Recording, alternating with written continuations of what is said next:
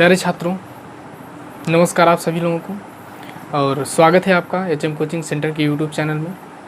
आज हम लोग चर्चा करेंगे ज्योग्राफी की, और ज्योग्राफी की इस टॉपिक में हम लोग चर्चा करने वाले हैं पृथ्वी की गतियाँ, यानी कि पृथ्वी की गतियों से क्या क्या होता है, क्या क्या प्रश्न बनता है यहाँ से, उनके बारे में हम लोग चर्चा करेंगे। लेकिन उससे पहले हम लोग थोड़ी सी स्थिति यहाँ पर जानेंगे कि उत्तरी गोलार्ध किसे कहते हैं, दक्षिणी गोलार्ध किसे कहते हैं, विषुवत रेखा किसे कहते हैं, मकर रेखा किसे कहते हैं, कर्क रेखा किसे कहते हैं, इसके बारे में हम लोग जानकारी ले लेंगे, तभी आपको ये समझ में आएगा। ये जो फिगर आपको दिख रहा है ये ऋतु परिवर्तन चक्र है आपका, और आज मैं ऐसा पढ़ाऊँगा कि यहाँ से फिर अलग कोई क्वेश्चन नहीं आएगा, जो भी आएगा वो यहीं से आएगा, चाहे दुनिया का कोई भी पेपर आप देने जाएंगे। ठीक है, तो चलिए देर न करते हुए हम लोग टॉपिक को शुरू करते हैं। लेकिन उससे पहले यदि आप चैनल पर नए हैं तो चैनल को सब्सक्राइब कर लें और बेल आइकन को दबा लें, जिससे हमारी अगली वीडियो आपको प्राप्त हो सके, और शेयर करना न भूलें। ठीक है, और हाँ, कमेंट कर जरूर किया करें कि वीडियो कैसी लगी आपको, क्लास समझ में आई नहीं आई, ज़रूर कमेंट करके आप लोग बताया करें। ठीक है, आइए चर्चा करते हैं, हम लोग शुरू करते हैं क्लास को और देखते हैं। देखिए, सबसे पहले हम लोग देखेंगे, यहाँ पे मैं इधर से दिखा रहा हूँ आपको। देखिए, ये ग्लोब है आपका, पृथ्वी जिसे हम बोलते हैं, और 0 डिग्री अक्षांश पृथ्वी को 2 बराबर हिस्सों में बांट देती है। ठीक है ना। देखिए, पश्चिम से पूर्व दिशा में जो रेखा खींची गई है उसे हम लोग विषुवत वृत्त कहते हैं, 0 डिग्री को, जो पृथ्वी को 2 बराबर हिस्सों में बांटती है। अक्षांशों और देशांतरों के बारे में हम लोग अगली टॉपिक में पढ़ेंगे। अभी जो अक्षांश और देशांतर की स्पेशल टॉपिक चलेगी उसमें मैं बताऊंगा कि कैसे इनको खींचते हैं। लेकिन यहाँ बस इतना जानिए आप लोग कि 0 डिग्री अक्षांश, जिसे हम विषुवत रेखा या भूमध्य रेखा या विषुवत वृत्त बोलते हैं, वह पृथ्वी को 2 बराबर हिस्सों में क्या करती है, बांट देती है। 0 डिग्री से ऊपर का जो हिस्सा है 90 डिग्री के पास का, इसे हम लोग बोलते हैं उत्तरी गोलार्ध, और 0 डिग्री से नीचे का जो ये हिस्सा है इसे हम लोग बोलते हैं दक्षिणी गोलार्ध। और यहाँ पर जो 90 डिग्री का ये पोल है आपका, जो बिंदु आपको दिख रहा है, इधर वाले हिस्से को हम उत्तरी ध्रुव कहते हैं और इधर वाले हिस्से को हम लोग दक्षिणी ध्रुव कहते हैं।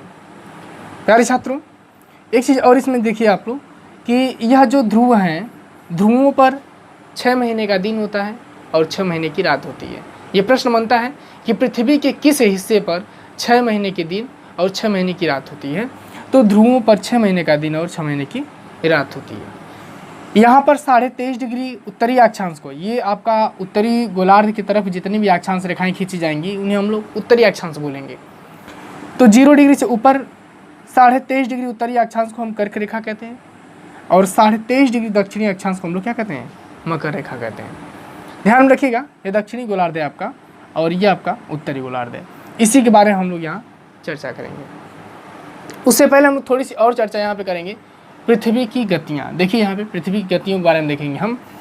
इसमें है आपका पृथ्वी की 2 गतियाँ हैं आपका, एक है घूर्णन अथवा दैनिक गति और दूसरा है आपका परिक्रमण अथवा वार्षिक गति। इनके बारे में हम लोग जान लेते हैं। देखिए, घूर्णन अथवा दैनिक गति शब्द को समझिए आप लोग। दैनिक गति का मतलब है कि वह गति जिसे पृथ्वी निरंतर कंप्लीट करती है, रोज रोज कंप्लीट कर लेती है, उसे हम लोग क्या कहते हैं, दैनिक गति कहते हैं। और रोज रोज दिन और रात भी होता है, यानी कि पृथ्वी जिस गति के कारण पृथ्वी के सामने एक चक्कर घूम लेती है उसे हम लोग क्या कहते हैं, उसे हम लोग दैनिक गति कहते हैं। यानी कि 24 घंटे में पृथ्वी सूर्य के सामने एक चक्कर घूम लेती है, ठीक है, उसे हम लोग घूर्णन गति और दैनिक गति भी कहते हैं। और इसी गति को हम लोग परिभ्रमण गति भी कहते हैं। ठीक है, परिभ्रमण, परिक्रमण नहीं, परिभ्रमण गति। प्रश्न बस इतना पूछता है यहाँ से कि दैनिक गति के कारण क्या होता है, क्या परिवर्तन होता है, तो दिन और रात का होना संभव होता है। देखिए, दिन और रात का होना ये घूर्णन गति के कारण होता है। पृथ्वी पर जो घूर्णन गति होती है उसी के कारण दिन और रात होते हैं, परिभ्रमण गति के कारण दिन और रात होते हैं, या दैनिक गति के कारण दिन और रात होते हैं। ये तीनों गतियों का एक ही नाम है आपका। ठीक है, नेक्स्ट दूसरा है आपका परिक्रमण गति अथवा वार्षिक गति, यानी कि वह गति जिसके कारण, या उस गति को हम कहते हैं जिससे पृथ्वी सूर्य के चारों तरफ एक चक्कर करती है। ठीक है, यानी कि सूर्य का एक चक्कर पृथ्वी करती है, उसे हम लोग परिक्रमण गति कहते हैं। यानी कि सूर्य की परिक्रमा जब पृथ्वी कंप्लीट करती है जिस गति से, उसे हम लोग परिक्रमण गति कहते हैं, या उसको हम लोग वार्षिक गति भी कहते हैं, क्योंकि 1 वर्ष में पृथ्वी कंप्लीट करती है सूर्य के सामने। ठीक है, और इस गति के कारण जो है ऋतु परिवर्तन होता है। क्या होता है आपका? ऋतु परिवर्तन होता है और दिन और रात का छोटा और बड़ा होना संभव होता है। ठीक है, आज ये कन्फ्यूजन आप लोग दूर कर लीजिएगा कि दिन और रात का होना घूर्णन अथवा दैनिक गति के कारण, ऋतु परिवर्तन अथवा दिन रात का छोटा बड़ा होना परिक्रमण गति अथवा वार्षिक गति के कारण। समझ में आ गया? आइए अब हम लोग चर्चा करेंगे इस मैप के बारे में और जितने भी प्रश्न बनते हैं उसके बारे में हम लोग चर्चा करेंगे। ठीक है, चलिए बने रहिए आप लोग। देखिए मैं यहाँ से शुरू कर रहा हूँ और ये जो स्थिति है आपका, ये 21 मार्च की स्थिति है आपका। इस हम लोग कहाँ रहते हैं? पहले तो ये जान लीजिए आप लोग कि हम भारतवासी उत्तरी गोलार्ध में रहते हैं। ठीक है, और मार्च का महीना कैसा होता है आप लोग उस तरीके से फील करिएगा।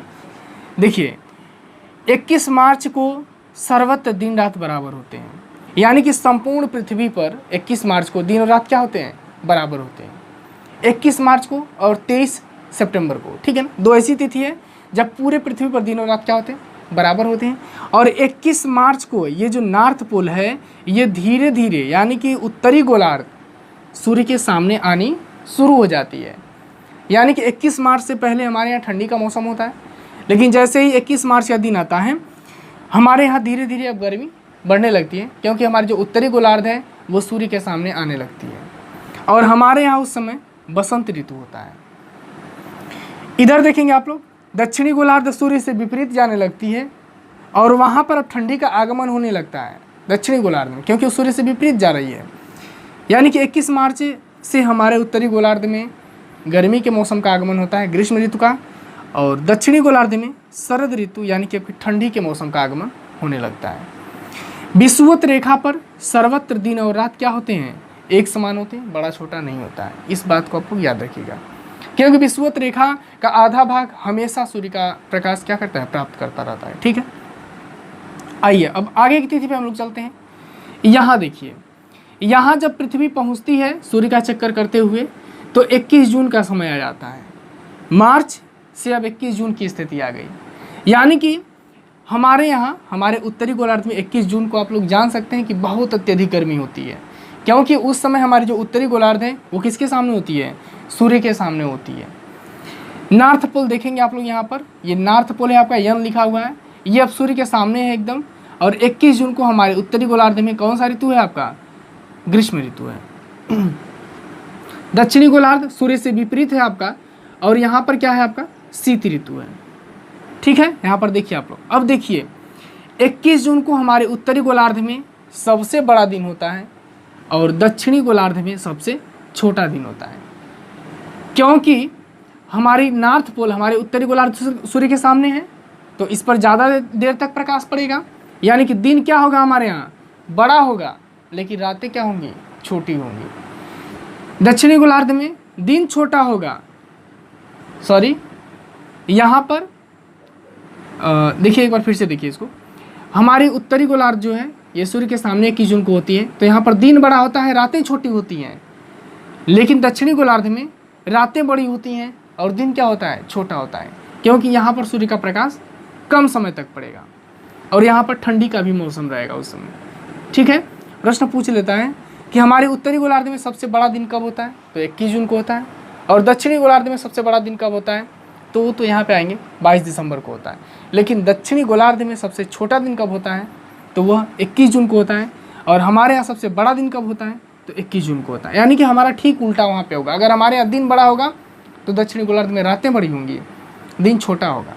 और वहाँ हमारे यहाँ जब रातें बड़ी होंगी तो वहाँ पर क्या होगा? जब हमारे यहाँ रातें बड़ी होंगी तो वहाँ पे दिन छोटा होगा आपका। ठीक है, चलिए नेक्स्ट। अब यहाँ पर हम लोग आते हैं। देखिए यहाँ पर आने पर ये 23 सितंबर का दिन है। 23 सितंबर का ये स्थिति आती है जो अभी बीत रही है आपका, जल्दी ही सितंबर अक्टूबर चल रहा है आपका। 23 सितंबर का दिन है आपका। और अब हमारी उत्तरी गोलार्ध जो है ये सूर्य से क्या हो रही है? विपरीत हो रही है। और आप लोग जान सकते हैं कि सितंबर के बाद हमारे उत्तरी गोलार्ध में धीरे धीरे अब क्या होता है? ठंडी का आगमन होता है। ठीक है, यानी कि हमारे उत्तरी गोलार्ध सूर्य से अब विपरीत हो रही है और दक्षिणी गोलार्ध अब सूर्य की तरफ आ रही है। और 23 सितंबर के दिन पूरे पृथ्वी पर दिन और रात क्या होते हैं? एक समान होते हैं। 21 मार्च और 23 सितंबर, इस 2 डेट को आप लोग याद रखेंगे, ये पेपर में बार बार पूछा जाता है। ठीक है, तो 21 मार्च और 23 सितंबर को पूरे पृथ्वी पर दिन और रात क्या होते हैं, एक समान होते हैं। यहाँ पर देखेंगे आप लोग, हमारे उत्तरी गोलार्ध में इस समय शरद ऋतु है आपका, और दक्षिणी गोलार्ध में अब बसंत ऋतु का आगमन हो रहा है। ठीक है, चलिए यहाँ से अब हम आप लोग यहाँ पर आते हैं 22 दिसंबर। देखिए 22 दिसंबर के दिन हमारे उत्तरी गोलार्ध अब सूर्य से विपरीत हो गई है, और आप लोग जान सकते हैं कि दिसंबर के महीने में हमारे यहाँ क्या होता है, ठंडी का मौसम होता है, यानी कि हमारे यहाँ सूर्य विपरीत चला जाता है, हमारे यहाँ तिरछे चमकने लगता है, तो हमारे यहाँ ठंडी का मौसम है। यानी कि दक्षिणी गोलार्ध में तब क्या होगा, गर्मी का मौसम रहेगा, क्योंकि यह तब सूर्य के सामने होगा। जब हम लोग विपरीत होंगे तो ये क्या होगा, सूर्य के सामने होगा। यानी कि 22 दिसंबर के दिन हमारे यहाँ दिन क्या होगा, छोटा होगा और रातें बड़ी होंगी। ये इसके सामने होगा 22 दिसंबर को, तो यहाँ पर दिन बड़ा होगा और रातें छोटी होंगी, और हमारे यहाँ रातें बड़ी होंगी और दिन क्या होगा, छोटा होगा। उल्टा हुआ ना, ठीक है, यही होता है। प्रश्न यही से पूछता है कि दक्षिणी गोलार्ध में कब दिन बड़ा होता है, तो आप लोग जान सकते हैं 22 दिसंबर को। कब दिन छोटा होता है, 21 जून को। हमारे यहाँ उत्तरी गोलार्ध में कब दिन बड़ा होता है, तो 21 जून को। कब दिन छोटा होता है, 22 दिसंबर को। क्लियर हो गया। ये है आपका ऋतु परिवर्तन चक्र। यह जो कक्षा है जिस पर पृथ्वी सूर्य के चारों तरफ घूमती है, यह दीर्घवृत्तीय कक्षा है आपका, और इसमें कभी पृथ्वी सूर्य के समीप होती है तो कभी पृथ्वी सूर्य से क्या होती है, दूर होती है। ठीक है ना। जिस समय पृथ्वी सूर्य के नज़दीक होती है उस घटना को हम लोग कहते हैं उपसौर, यानी कि उस समय पृथ्वी सूर्य के सबसे नज़दीक होती है, और यह उपसौर की घटना ये 3 जनवरी को होती है। कब होती है, 3 जनवरी को होती है।